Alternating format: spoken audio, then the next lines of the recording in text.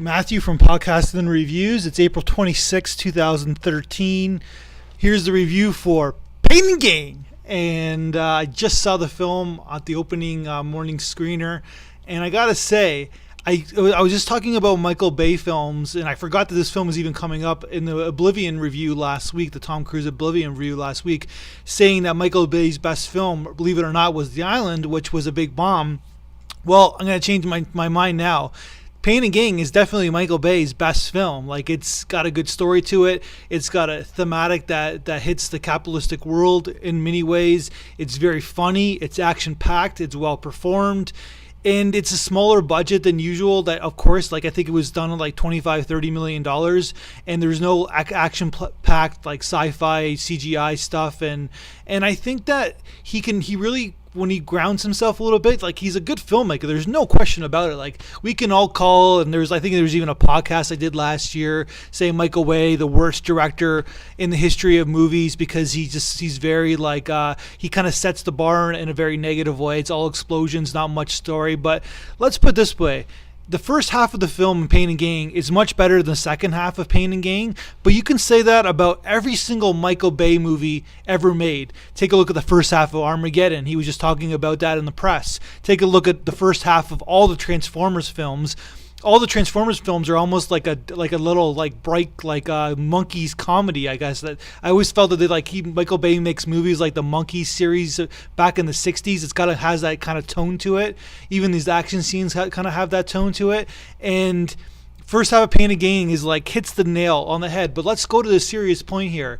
The movie is funny, yes, but it talks about, the American dream. It talks about the capitalistic failures in so many ways, where I think one of the biggest problems that people have, I always say the great sins of our society are greed and envy, and they kind of go both ways. But I think that when someone sees someone else who's successful, remember, it's like, just watch Mad Men. It's always on the surface. Things are never what they seem to be, but everybody kind of sees that someone's rich and successful and they're happy and they kind of want that, but then they see the person's a fucking prick, pardon my French. And I think that's what bothers people the most, is when they see someone else successful and they don't like the person, or nobody else likes the person. And that's what happens in Pain and Gain, where they see this guy, he's kind of a jerk, and he's got a lot of money, and they want what he has because they feel that they deserve what he has, because they think they're much better people than him. And then, but of course they're dumb shits. And that's the thing too, where you get these, it talks about, like, they use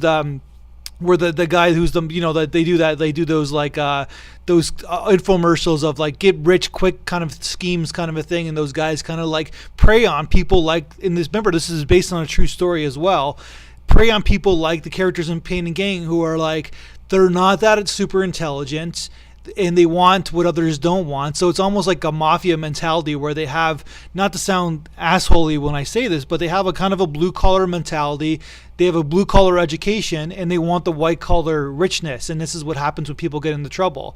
And it kind of brings up a lot of really cool points in it. Like I said, I think the second half of Pain and Gain is a lot worse than the first half. It's like, I think that it kind of gets, Michael Bay just can't help himself because he's Michael Bay. And I think we're all guilty of that, especially in the creative world, where we basically want to be grounded a little bit. Like, I'm guilty of this, where you want to be grounded a little bit, but then you kind of making the same mistakes you keep on making, because you really just want to stretch that boundaries, or you really haven't come to peace with what your issues with that. And Michael Bay's issue is just basically showing off a little too much, which he does in Pain and Gain. Like, there's some grotesque scenes, like a toe falling off, that kind of like, the toe is a character for 40 minutes in the film, where I don't even think it's even needed in the film, but he can't help himself to be over the top and kind of sensational. If he kind of gets rid of that and tells it like a dark comedy action film on a grounded level, this film is one of the best films of the year, and it will continue to be the best films of the year. But unfortunately,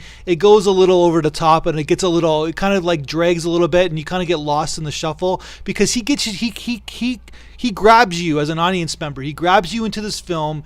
You're hooked, and all of a sudden, there are moments in the film where it's like, oh yeah, I'm watching a film. Oh yeah, I'm watching a Michael Bay film. You jump out of the film because he gives us something that's not realistic. So anytime he goes grounded, he gives us something unrealistic, and we move ourselves from the film, and it causes him from making a good film to a great film. But kudos to him. Like the movie, enjoy the audience I was watching the movie with. That's my review.